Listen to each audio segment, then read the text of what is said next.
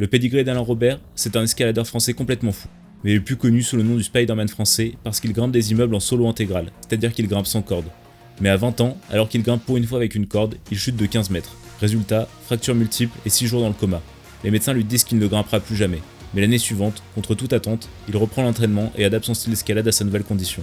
Très vite, il retrouve un niveau suffisant pour redevenir un grimpeur de haut niveau en escalade traditionnelle, mais forge surtout sa réputation de grimpeur audacieux en solo intégral. À 32 ans, il fait sa première ascension de gratte-ciel sur le Sticker Center à Chicago. Ascension très complexe à cause de vitres lisses, l'obligeant à trouver des prises dans le cadre des fenêtres, mais parvient malgré tout à se hisser au sommet.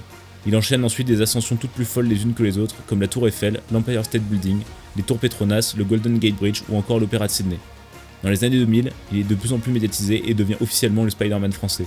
Aujourd'hui, Alain continue de se surpasser malgré son âge. Pour ses 60 ans, le jour de son anniversaire, il grimpe la tour totale, démontrant qu'il peut toujours accomplir des exploits.